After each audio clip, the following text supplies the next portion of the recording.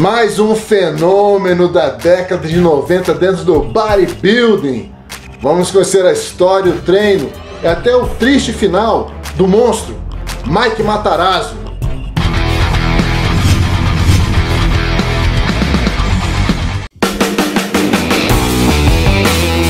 Se você está vendo esse vídeo, sinal de que você faz parte dos TPZap, está vendo em primeira mão.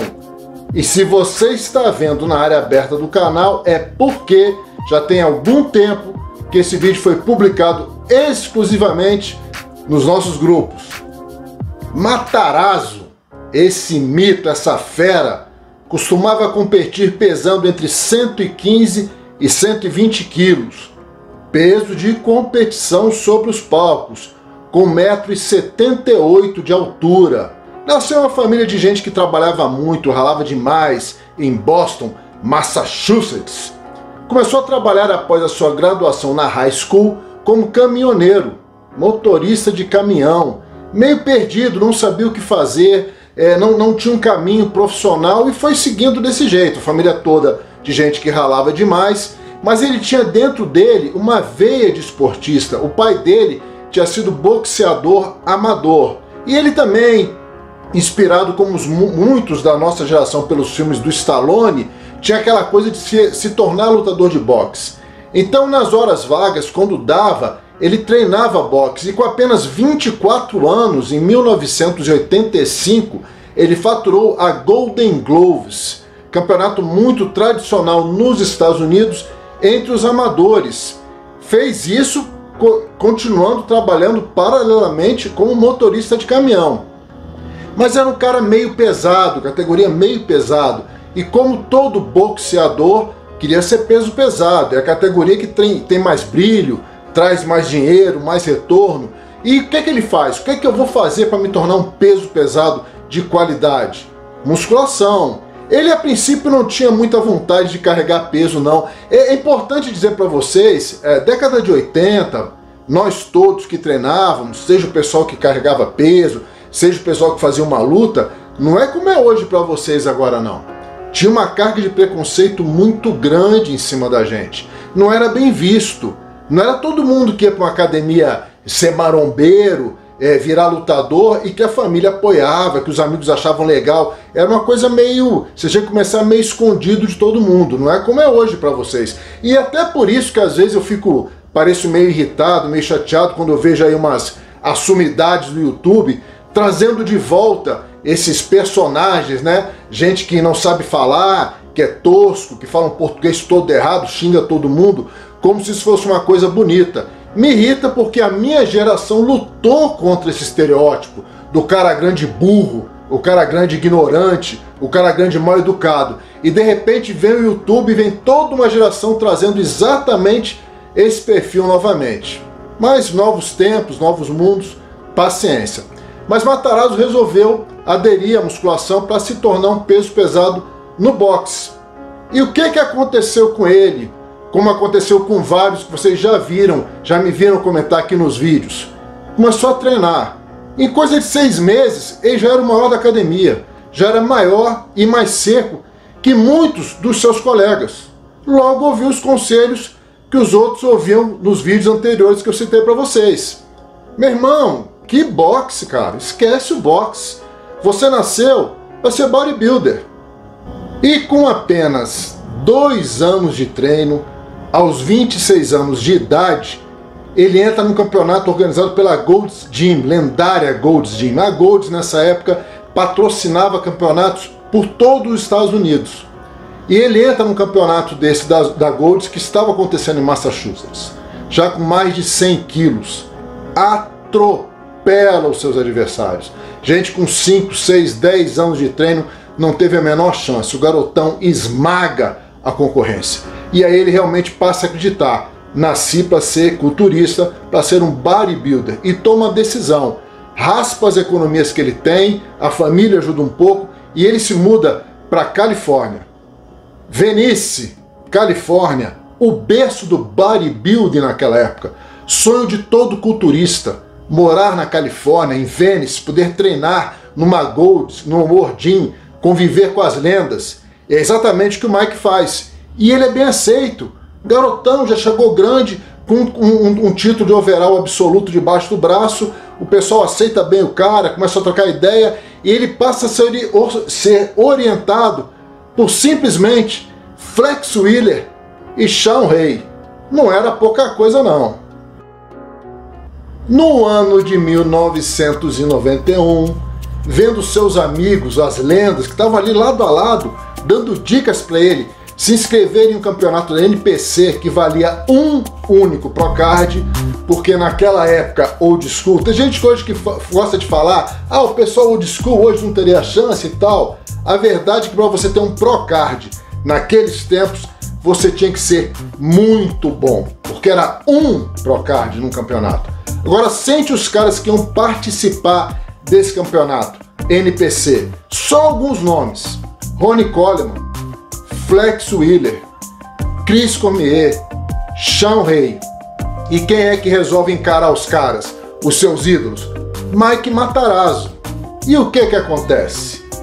Mike ganha pesada e leva o overall, atropela os seus amigos, as suas referências, os caras que o estavam ajudando. E assim o Mike coloca definitivamente o nome dele entre os tops do bodybuilding daqueles tempos. Ele seguiria para mais 10 anos de competições com excelentes participações, incluindo 7 Mr. Olímpias. Nunca levou um Olímpia, mas o Mike era aquele tipo de culturista, tá naquele grupo que todo evento queria ter o cara. Uma legião de fãs, muito carismático, muito simpático, e tinha um estilo de posar que marcaria história e seria copiado por vários dos seus colegas nos anos que viriam depois. Um jeito de posar muito carismático, vigoroso, até agressivo, diferente do que se fazia na época. E com isso era sempre uma atração certa para que aqueles campeonatos, aqueles eventos conseguissem mais bilheteria. Então foram 10 anos de grandes participações do Mike Matarazzo nos palcos do bodybuilding.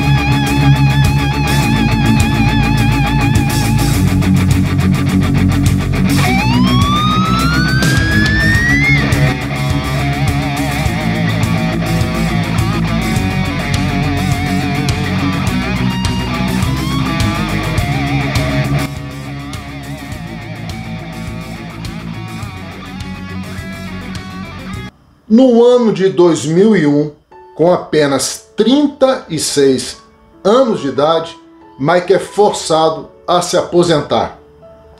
Começa a sentir muito cansaço durante os treinos, estranha aquilo e vai para um check-up. E se constata que o colesterol dele está lá em cima, numa condição irreal para um ser humano. E pior, comprometendo mais de 70% das atividades do seu coração. Nada de esforço mais para Mike Matarazzo. E ele é forçado a precisa entrar na fila de transplante de coração para tentar uma sobrevida. Não pode trabalhar em mais nada e tem que parar, claro, definitivamente com os treinamentos. Numa condição financeira complicada, porque o bodybuilding é um esporte ingrato, cruel, suga demais.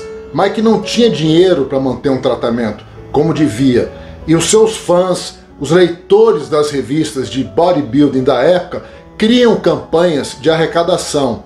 E assim Mike começa a receber ajuda de todo esse pessoal para poder sobreviver. Mas vamos ver o que o Mike pensou disso tudo, o que ele falou nas palavras dele. Apenas um grupo pequeno de homens pode fazer uma vida decente com o bodybuilding. Eu fui um desses que conseguiu por 15 anos, mas isso deve ter me custado pelo menos 20 anos da minha vida. Nenhum dinheiro no mundo vale isso. Se eu pudesse escolher, voltaria no tempo para ter um emprego normal, tradicional e viver até a velhice como meu avô fez.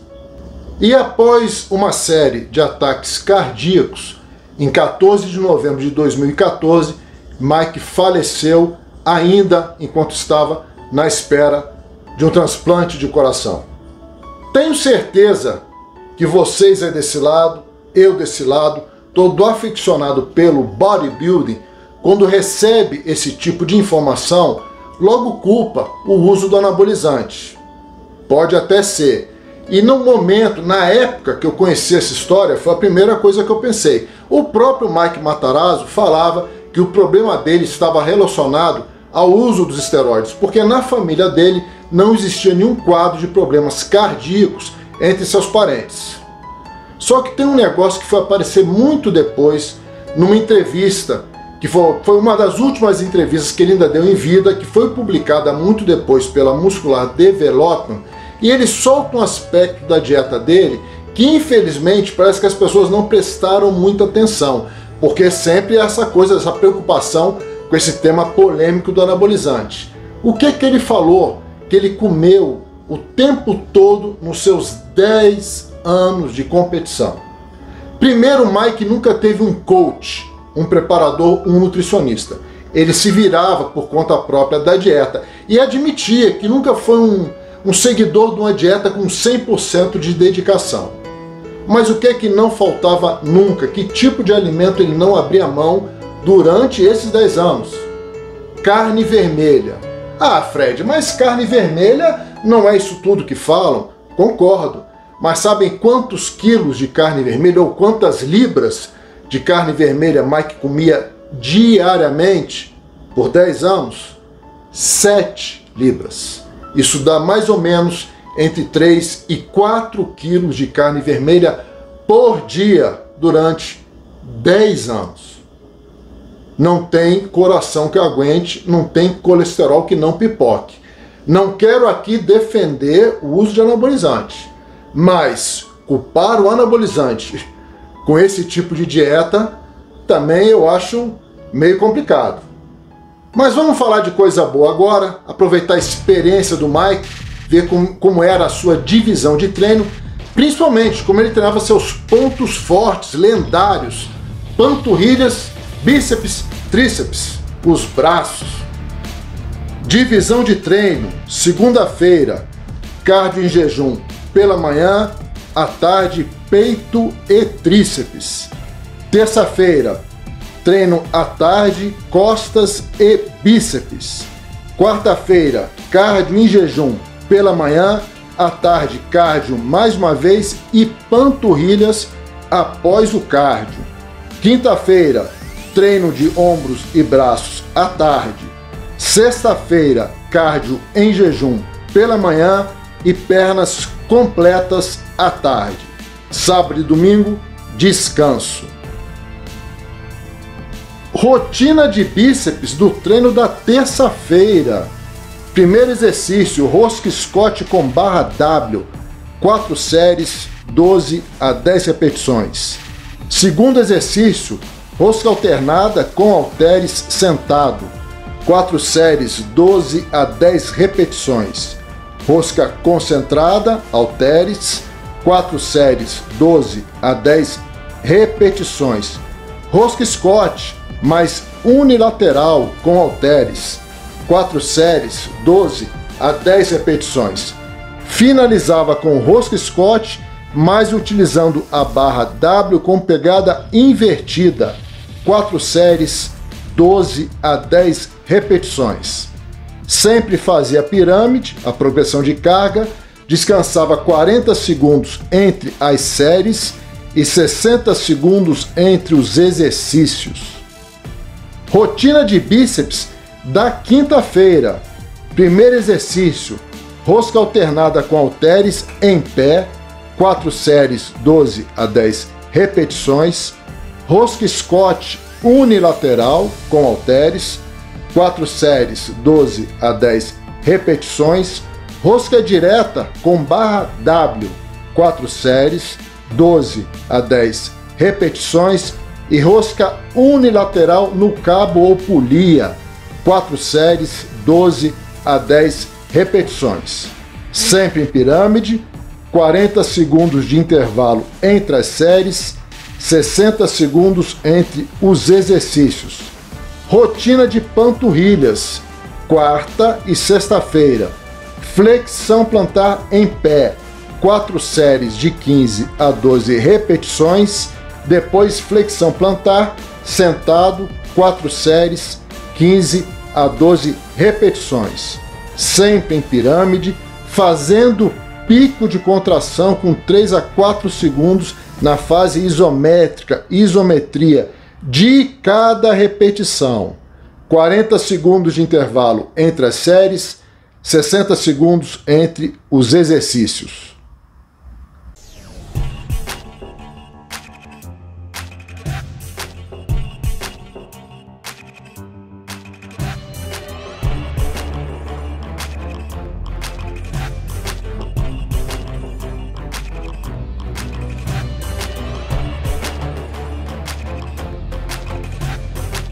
Suplemento bom, qualidade comprovada, você já sabe, site da Growth, gsuplementos.com.br. Quer dar uma força para o canal e ganhar um desconto? Quando for fazer o seu pedido, na conclusão, utilize o cupom Treino Pesado. Já me ajudou o canal, garantiu o desconto. Agora, se esse seu pedido tiver valor mínimo de R$ 350, eu vou montar um treino para você. O que você tem que fazer? Pega a nota fiscal que você vai receber da Growth, manda no e-mail canaltreinopesado@gmail.com. Vou te responder com as perguntinhas e aí vou montar um treino que vai respeitar os dias que você pode treinar, quanto tempo você tem para treinar e até os dias que você tem para descansar. Tá certo? Aquele abraço!